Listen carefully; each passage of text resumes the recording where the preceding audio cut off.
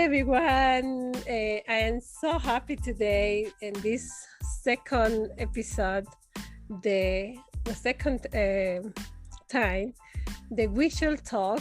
I am so grateful and happy they have tonight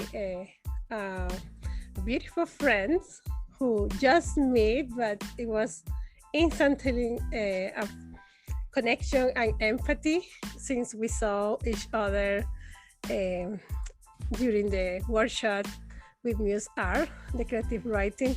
And it's a pleasure the Jasmine Delaviz be here with me. And Jasmine is that person that you can see that beautiful face.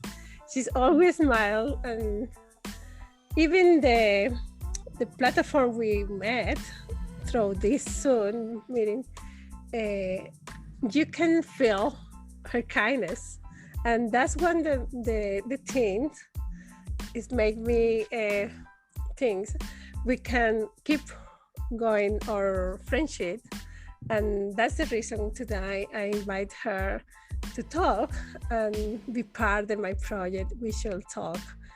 Jasmine is a poet and educator from Iran, and she's now in Malaysia and based in Malaysia. She has a bachelor in art and English language and literature. So today we will be with amazing people, girl who know the literature and books, and so we will talk around that. And I hope everybody have a good time. And I would like to say, welcome Jasmine Delaviz to my We Shall Talk. Thank you. Thank you so much, Yannis, for having me, and hello everyone. I'm super happy to be here.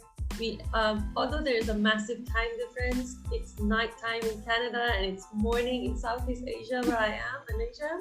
But as Yannis said, I think at the end of the day, it's about the connection of hearts, and the feelings are definitely mutual. Yannis, I felt your kindness, and also even if it was just through an online platform, I felt instant connection, and I thought, okay, Yannis is the type of person I want to carry on being friends with. And when you suggested the idea of having a series of myself and one of your episodes, a series of conversations, I jumped at the idea. I thought, oh yeah, fantastic, I would love to. So yes, I'm super happy to be here. Oh, it's true. It's sometimes you don't need to meet physical the person. Sometimes it's just energy, and I feel that with you and with other people I met in this time, the pandemic time, through the platform, the Zoom or the other meetings online. And sometimes it's wow, it's amazing. One day when we can meet physical and celebrate our long friendship for that time, and it will be nice. So I would like my audience today. I have the pleasure to know you better, because this program is more to talk about us as a creator, as a female, as a mother, and that's my all main idea. So I will start with a back question with you, and it's, what was your favorite book as a child? That's a very good question. As a child, I especially enjoyed English literature growing up, because English was not my first language. I gradually learned it, so I mainly learned it through reading books. And from early age, I was exposed to abridged and simplified versions of Shakespeare's works. So one of the first books that I was familiarized with that helped me also fall in love with English literature was The Midsummer Night's Dream by William Shakespeare. There are fairies in it, there's a princess, there's a queen, there's a king. So there was nothing for a young girl not to fall in love with. Yes. I would always go back to that book. In fact, when I wanted to expose my own son with literature, the first book that I bought for him was a simplified version of The Midsummer Night's Dream. Yeah. That's beautiful. No, I would like to ask you that, because in the time we spent together, and also after I saw you are so avid and you read a lot and you always have books to show. So that's when I say she has to be a desk girl like me, reading all the time when we were a child, because that's you can feel that. Thank you so much. My second question is something more about immigration, because you moved to Iran to Malaysia. So how was, it's a general question, I know, but how was your first time as an immigrant in that different country, and what challenges did you face, like all the immigrants? Oh, I love this question so much. Thank you. I could talk about it for hours. And also, yeah, and it's also one of those questions that I feel like every single time I want to ask another woman, especially, how they went through the experience, how it changed them. And also one of my passions is actually to be able to be there for other people who also immigrate and migrate and start a whole new life in a new land that is not theirs and it's not home. The instant feeling, I can tell you, Yannis, was that when I left Iran, I realized that I am not home. This is not home. And no matter how many times you travel to places that you fall in love with, or even you live for a long time in a country that is not your, your hometown or your motherland, the feeling of home just never is easy to access. So that was the first thing that I felt, and it really made me appreciate the meaning of having a land of your own, somewhere you can call home, somewhere where the culture is familiar, the language is familiar, the food is familiar, the traditions and everything. I remember sometimes, because when I first came to Malaysia, I was a student, and I was renting a room. So sometimes in my room, I'll be sitting, studying, writing, or reading, as you do, and I would hear the conversation outside the window on the streets. And every single time I could hear people talking in a language that was not mine, my heart would shrink a little, and I realized, I need to make it.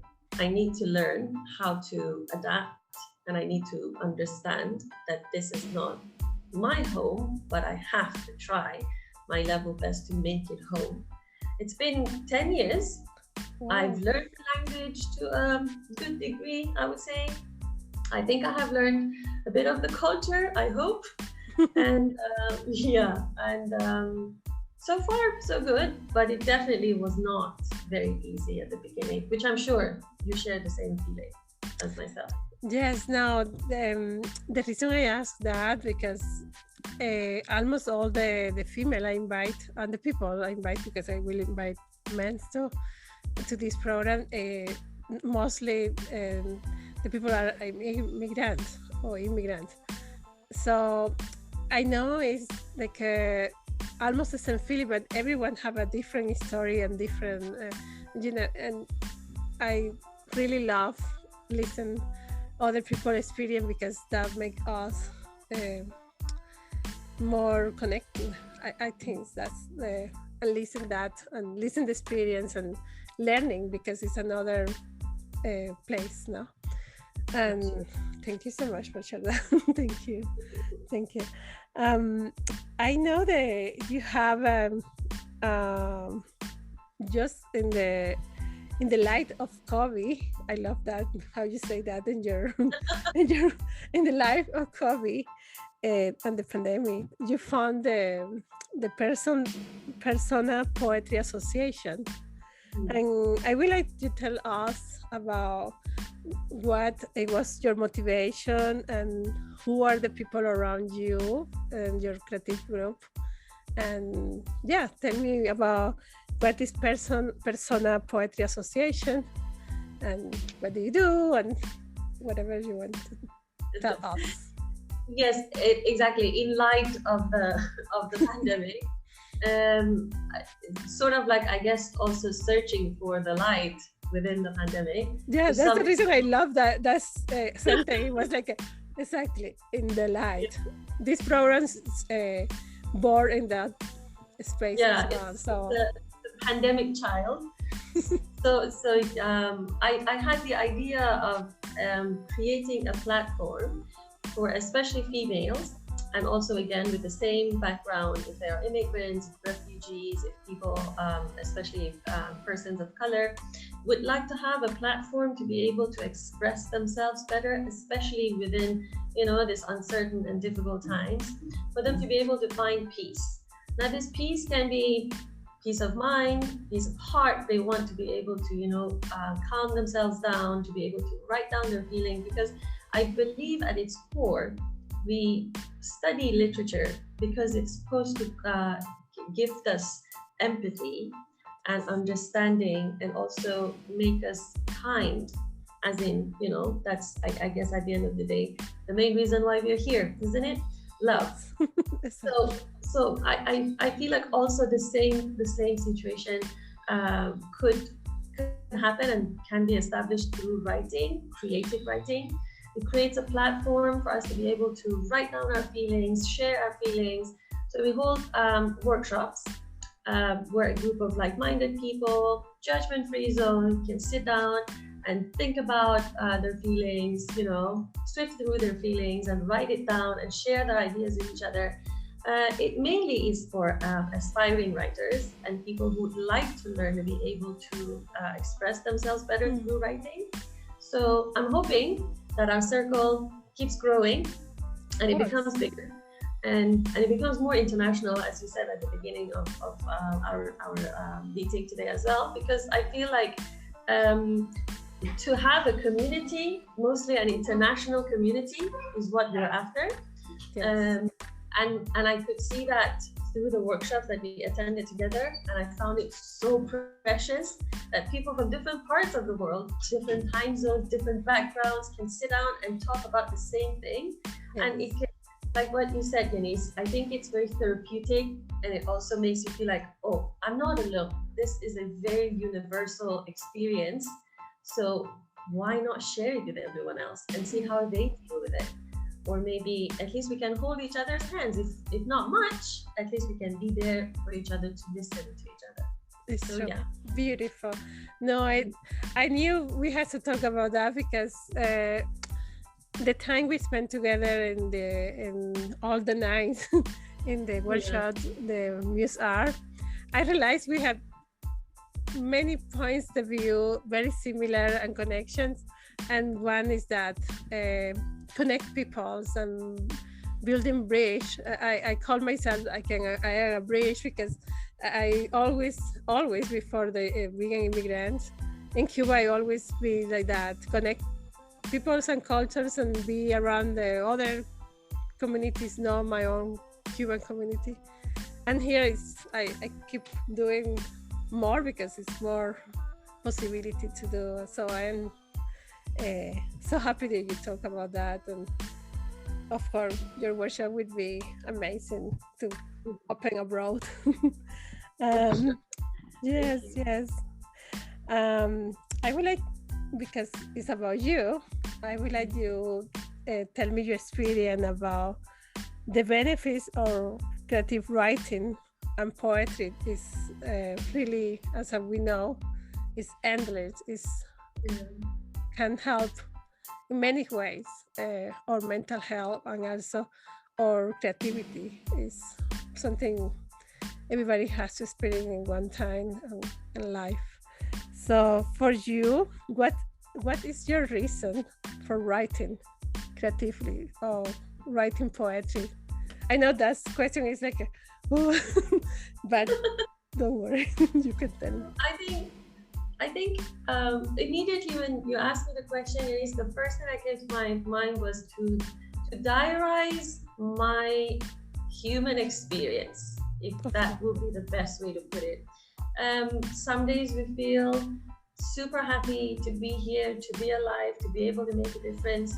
Some days we don't really feel so much so, and we just carry on and we pull through. So I feel like writing poetry allows me to diarize the roller coaster of feelings that I can go back to, I can reflect. It will allow me to understand how I'm going through this experience, so I can better myself, I can better the people around me, I can maybe make a difference in someone else's life, even if it's a small one, just by them reading my words, thinking, oh, I had the idea, but I didn't have the voice. So at least I can read it through the words of this other person who has maybe gone through the same experiences. For me, it's very cathartic to read poetry.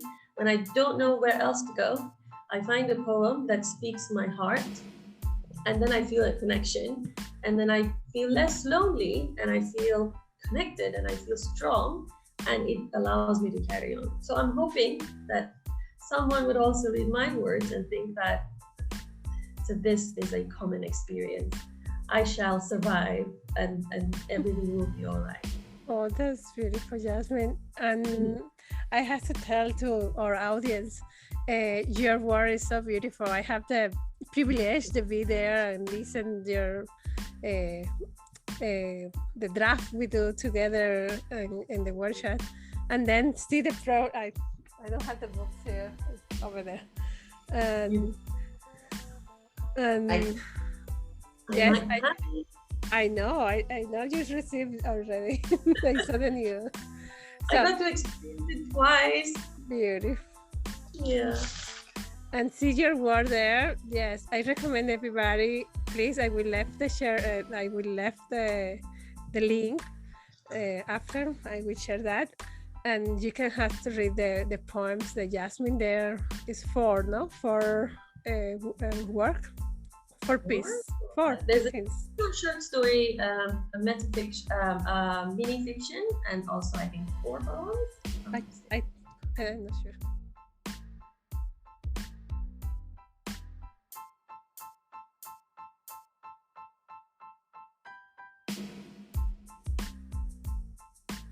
I'm not sure. No, it's okay. But we will share that. I can. A lot. Yes. No, it was amazing because it's another opportunity to write on every night and keep inspiring and keep all the week work around that. So we have to do more workshops like that and keep inspired. Definitely. Yes. So I would like to ask again, what is one thing that you love about your creative work when you create something? What is? Okay, I don't know how exactly to phrase this, but I sort of feel like there are these hidden parts to us that are pushed back because of the everyday life and the rat race and everything else that we go through on a daily basis, just ticking things off the checklist and the to-do list. So when I look back at my creative work and I see that, oh, there is the manifestation of this Jasmine and that Jasmine and this specific, there's different I guess dimensions to our characters that only manifest itself through creative work. And when I look back at that, I realize, well, sometimes it can take a really, dark twist, and I read back some of my poems and works and think, okay, where did that come from? Yeah, and sometimes it can be so gentle and it can be so tranquil, and you read it back or you look at it back again and you think, oh wow, that's beautiful. I have that in me. So I guess to be able to get to know myself better will be my favorite thing about creativity. Yes, thank you so much to say that, because I agree with that. I agree when you write, it's like it's a revision of yourself all the time. You look digging inside of yourself every day, and that's amazing. So as a mother, that's a big question now. As a mother, because I had the same problem, how you manage your self care? That's a big word now around the world, and we have to be aware with them. How you manage your self-care as a mother and creative or artist or also educator as well. how you balance? What is your tips? You can Oh, share with okay, us. that's a very good question. I love that one as well, because we don't really talk about it so much. I know that, again, like what you said, Yannis, beautifully. Yes, it is the in thing. Everyone talks about self-care, but there's no breakdown of it properly to know exactly how to, go about things. For me, I feel like I knew that I wanted to be a mother, and I was in love with the idea of motherhood. But we really do not understand, like in a tangible way, how much, how demanding it can be to be a mother. Because this little person that you have brought into the world does not know anyone else, does not seek support from anyone else but you. And then you have this separate you, the separate idea of who you want to be, who you are, your own ideas, your own dreams, and your own goals and whatnot. And then at some points you feel like these two clash. For me, that was the biggest challenge.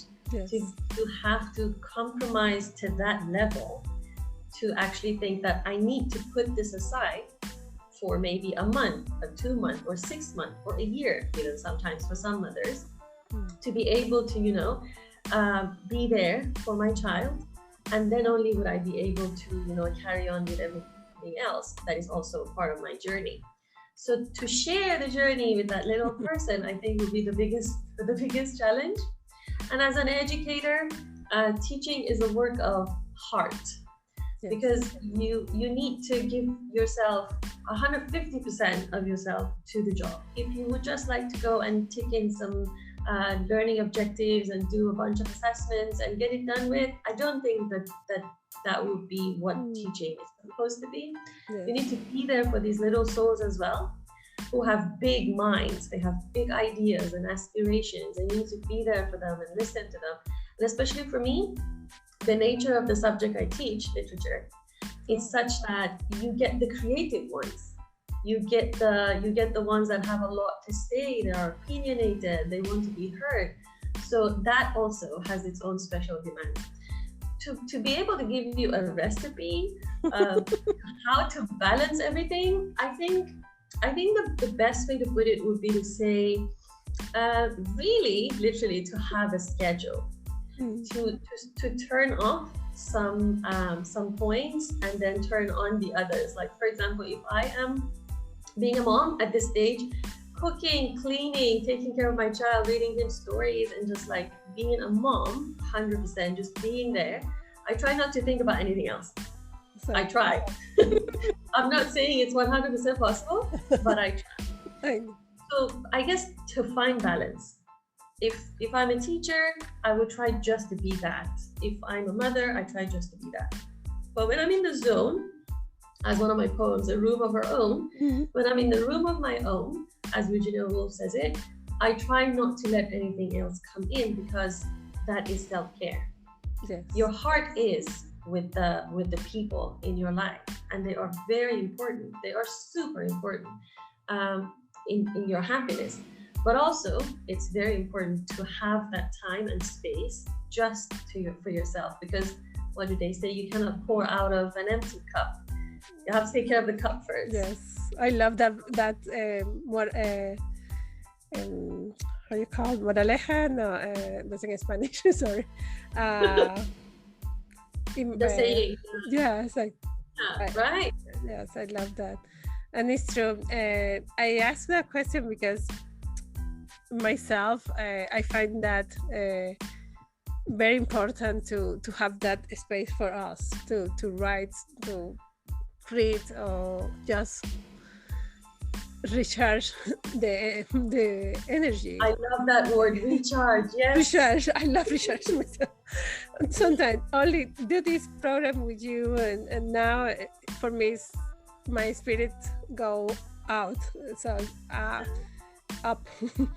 So yes, I understand. I love what you say, and I highly recommend the people read your poem, the Room by Your Own. That's beautiful. I have a question about,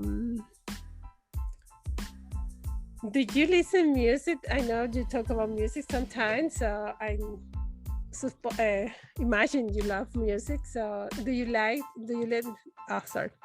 listen to music while reading or writing, and why not?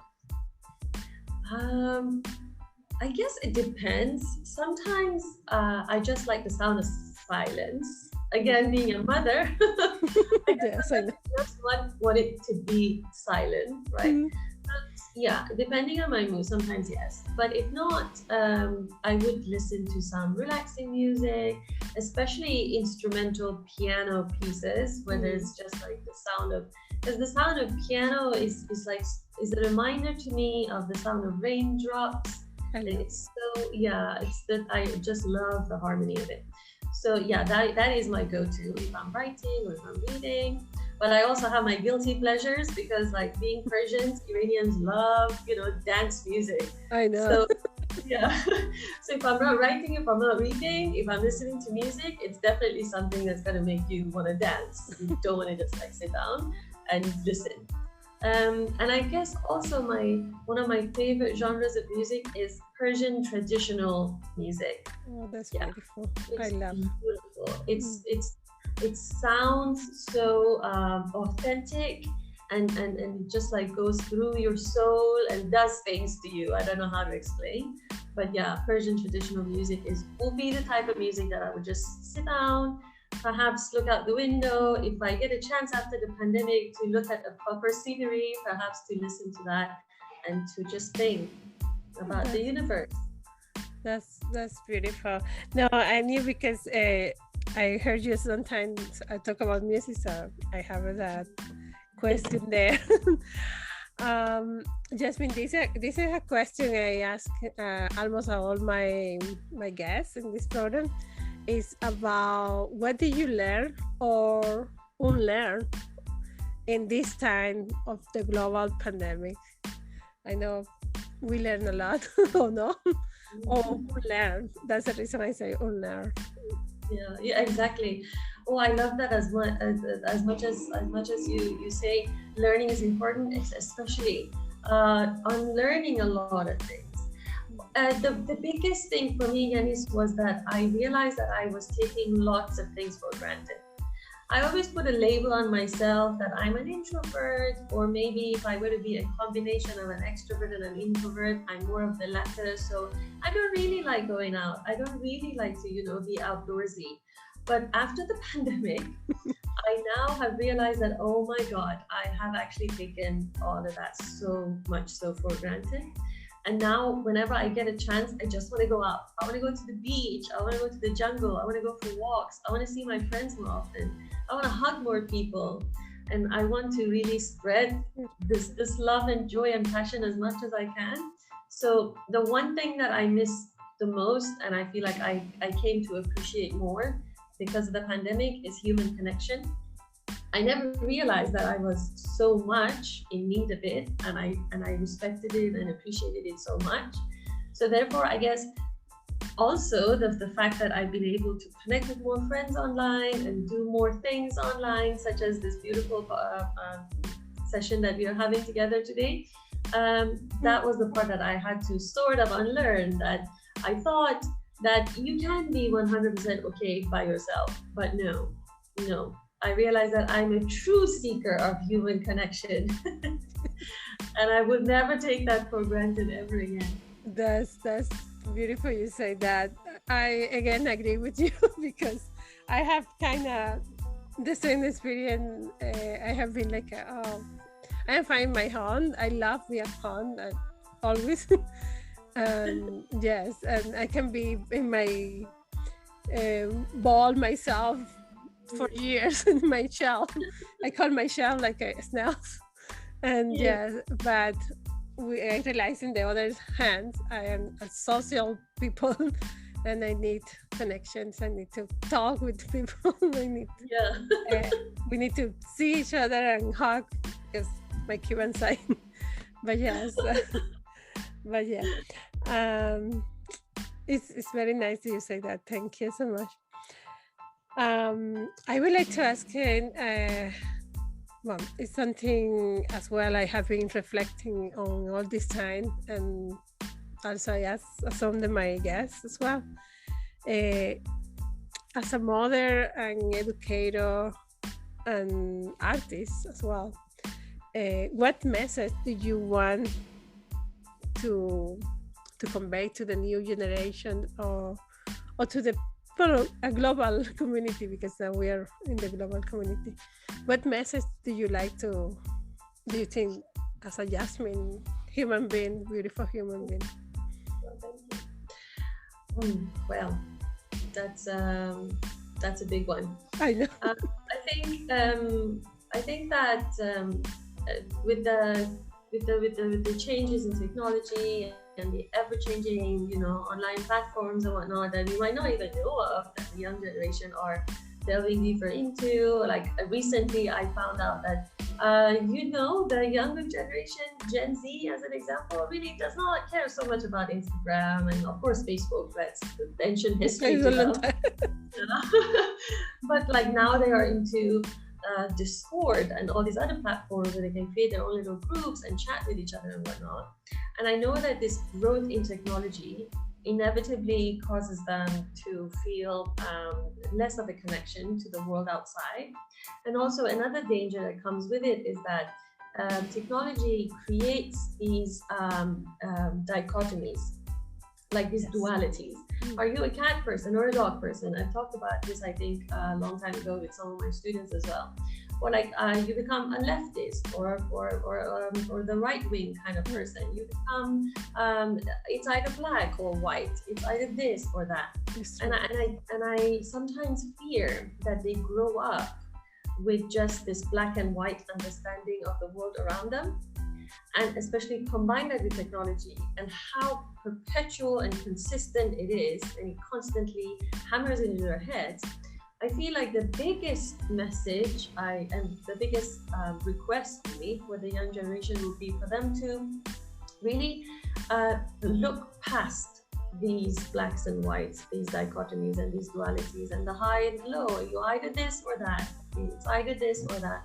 I want them to actually be able to see the in-between, the gray area. The gray area is what makes us human. The gray area allows for empathy. The gray area allows for this, to sit down and to talk to each other and to lend a listening ear to someone who has something to say without having any pre-assumptions because they look a certain way or act a certain way or are from a certain place. One of our, I guess, biggest issues in the world today is the idea of being an immigrant. You are built to do a certain type of a task. And if not, building everything from ground zero is going to take such a long time. So it's only will be the second generation or the first generation after migrating who will be able to really see the fruits of their parents' labor. But it doesn't have to be that way. It doesn't have to be. So I want them to be kind, to listen, and to really think, is this what I've been fed? Or is this what I think? Is this the way the world should be? Can it be better? What can I do to make it better? It can be very simple, just to listen. Well, thank you so much. No, it's so beautiful what you say. And yes, I agreed, and I had the same hope like you. The new generations can be better than us or better than my daughter or your son can have a peaceful place, because it's a very hard time now and global time. It's like everywhere. Even here in Canada, we said we are in a very kind place, very quiet place. No, it's not. In those days, they have been very, very hard time, global. I would like to, yes, that's a very nice reflection. Thank you so much, Jasmine. Thank you. I would like almost to close because it will be, I don't want to, we can be all night talk about all day. Because I have so many questions, but I don't want to be too long because then we have to do a second program. It's better have a We left can do something. that. Yes, left stuff. No, I always say, because I don't want to do the program for 1 hour, 2 hours, because it's too much that people don't. So they want to come back for the next.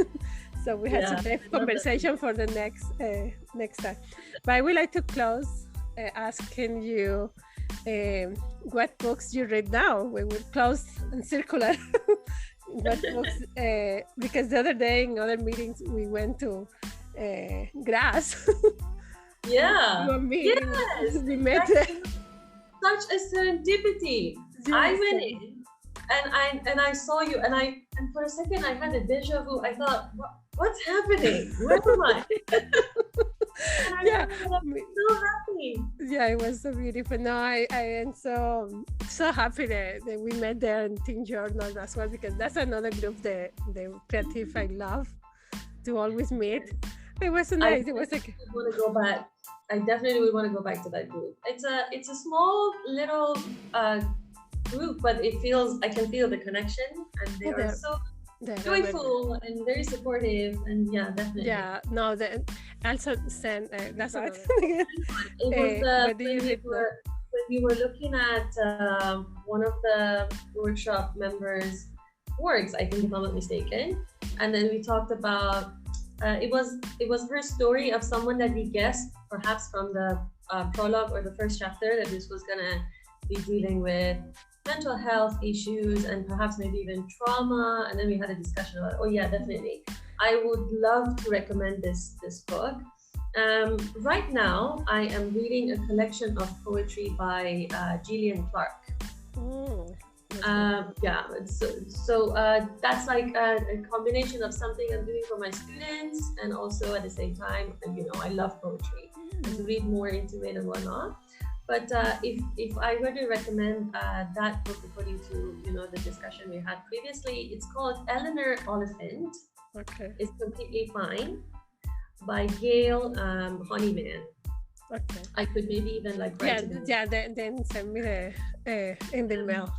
That was one of the best books that I've read. It was an easy read. It was not very complicated, but at the same time, it dealt with very serious issues, and it had this beautiful narrative. So I would definitely love to suggest. Perfect. No, thank you, because it's a recommendation by the teacher, so so it will be good. Our audience have a background. What do you read now? What do you read when you were a kid? And so I really love close with them, like around the sense. I love talking about books. I can talk about books for hours. Oh, but next time we have to do a little bit more around the books. I know you. That's the reason I asked twice. Listen, perfect. I will copy there. Okay, let me copy now, because after I close, I forgot. Okay, let me copy out.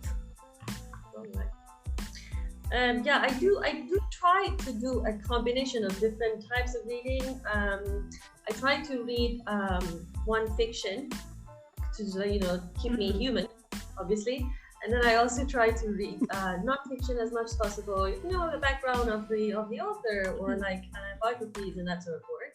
And I love reading poetry. And so this time around, because I've been preparing this work for my students, it was a blessing in disguise. That's what they say.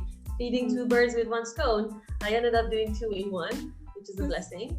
And these are some of the books that I'm reading right now. Especially if I were to talk about non-fiction, I'm reading. Oh, take care. Oh, wow.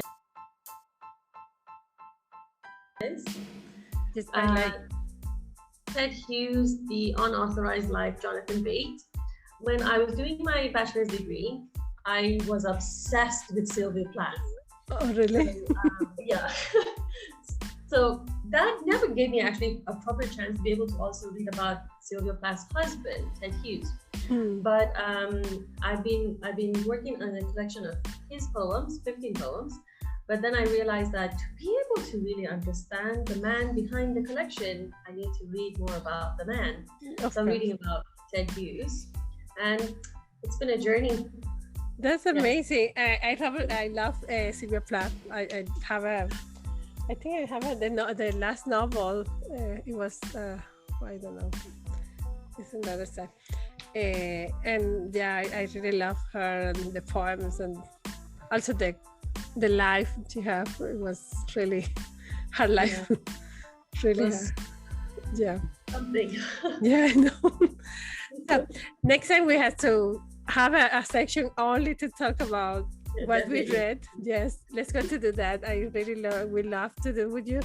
And also let's go to keep more projects together and how about how the times go now. And yeah, definitely. Thank you so much, Jasmine. I don't know if you think I forgot something that you want to really tell me or... Oh, absolutely. Everything has been fantastic. Yeah, really. Thank you. We talked about things that are so close to my heart. We talked about migration. We talked about motherhood. We talked about creativity. We talked about the youth and the future. Very insightful. I really thank that. It's okay. Absolutely. Everything was amazing. Really loved it. I enjoyed my time. What better way to spend your Saturday, well, at least in the case of Jasmine, Saturday morning. Yes, please. With another like-minded human being, a beautiful soul like yourself, Yannis. Thank you so much. Thank you. Thank you. Enjoy your weekend and your time and with your beautiful family. And we will keep in touch. Yes, please. Yes, definitely. For sure. Take care. Thank you so much, dear friend. Thank you. Bye. Thank you. Bye.